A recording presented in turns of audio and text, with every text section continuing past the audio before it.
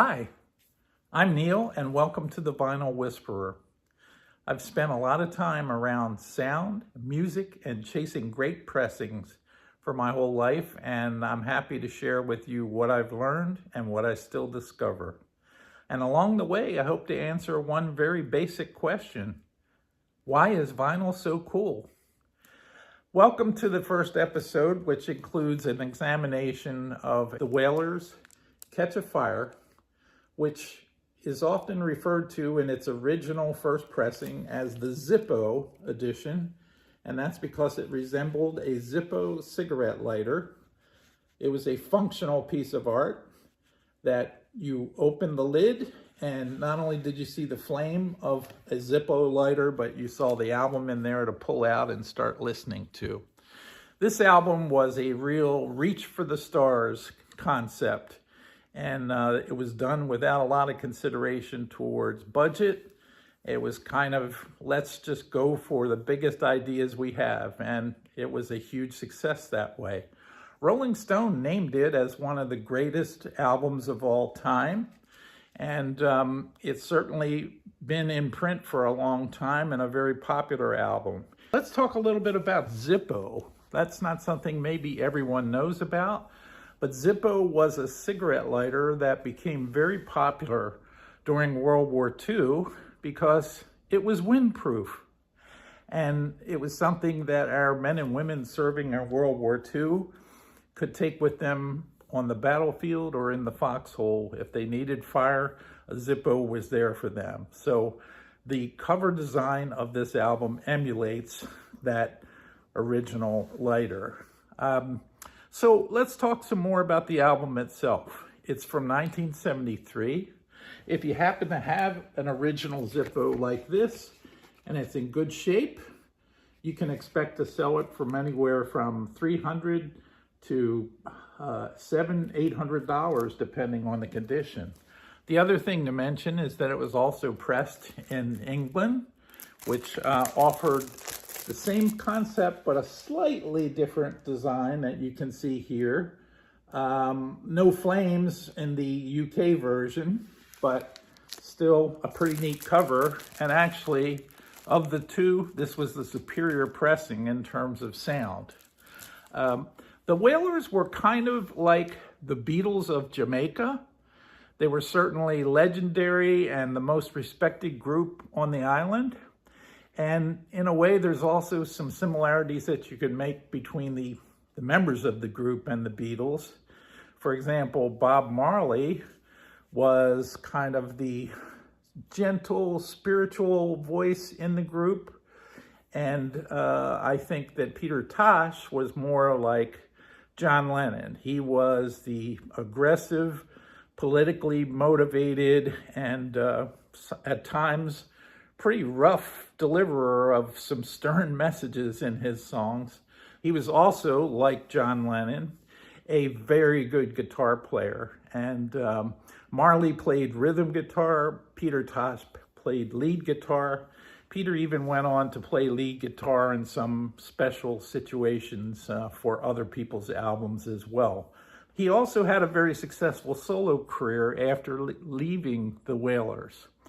This album was not considered sustainable to produce. There were only 20,000 copies made of this album before it became too much of a work-intensive and expensive effort.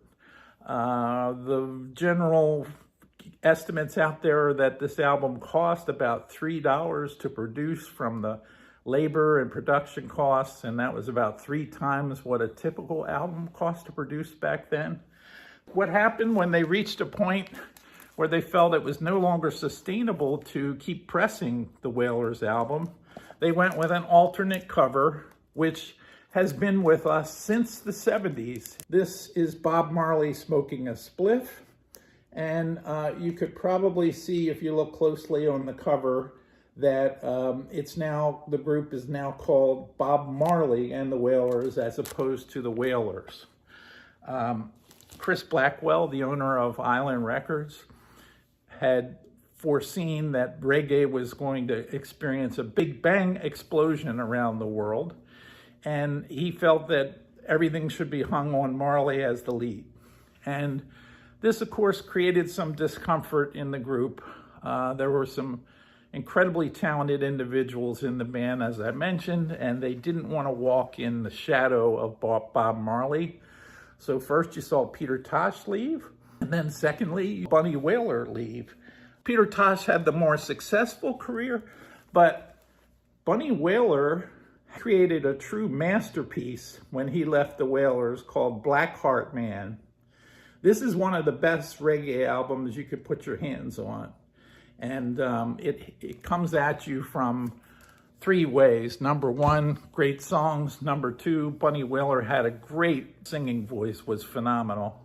And number three, this was the kind of album you can listen to and come back to over and over. So check out Bunny Wailer if you have a chance, one of the original members of the Wailers. Peter Tosh had another classic that I want to mention, which is Equal Rights. This is also considered one of the best albums ever made in the world of reggae. And Peter made many great albums and was a really talented, top-notch, all-around performer that should be investigated. Marley gets all of the attention, but Peter Tosh had a very solid and interesting career. And also you may know that he was befriended for a time by the Rolling Stones and actually had signed to their record label for a brief period. So this was a great recreation that came out on Record Store Day a few years back. And if you can get your hands on it, it's a pretty good recreation of the original. And it also has a sort of smoky, special colored vinyl inside that tries to play into the theme of Catching a Fire, which is the title. By the way, the title Catch a Fire in Jamaica means burn in hell. It's something you would say if you were pretty upset with someone. Another subset of the album that came out, which is definitely worth some discussion here, first came out of Japan. This was the original Jamaican version of this album. Let's talk about that a little bit. When the Wailers and Bob Marley presented their final album to Chris Blackwell in 1973, he liked it, but he thought about that Big Bang theory he had for reggae being a worldwide explosion, and he added some sweetening to the original material given to him. That included things like wah-wah guitar, a little bit of synthesizer. He was trying to sort of sweeten the sound to make it palatable to FM radio ears, because this was, after all, a roots band from Jamaica playing reggae, which was not widely accepted at that point.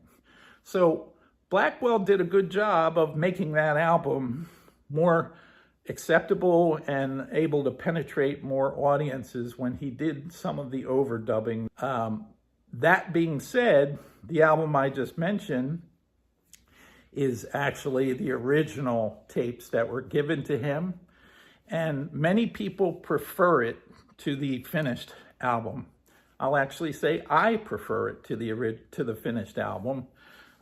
It's just bass, guitar, and drums and vocals. And boy, those guys were a tight band back in those days. And if you haven't heard those original tapes that were not overdubbed with extras, it's worth some exploration on your part. And by all means, if you like it, you got to get the vinyl edition of it.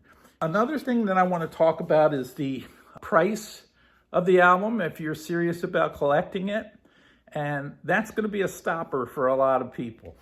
The original that I mentioned from either the UK or from the US, depending on condition, can range in price from, $300 to up to $1,000 a copy.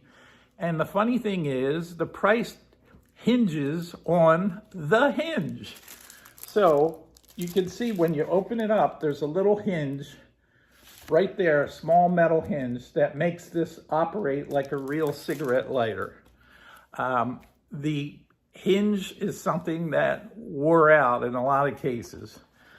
For example, here's one that the hinge just completely failed, and it's really a two-piece now. I have the top part as well.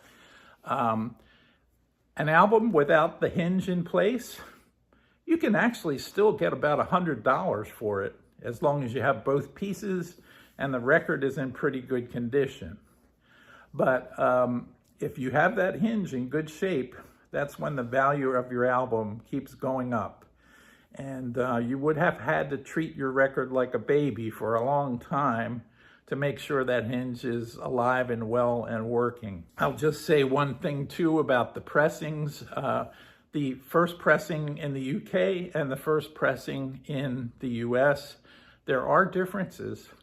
And I think the UK first pressing is superior in terms of sound. It has a bigger sound stage and it has more pronounced and tighter bass than the US edition. You can just notice on a highly revealing analog system that there are differences that make the UK the slightly better version to get, but that will be up to you and your budget if you plan to seek it out. Well, that was a bit of a deep dive as I expected to do with this great album. Hope you enjoyed this discussion, and I hope that you will come back to see us soon and also subscribe. Thank you.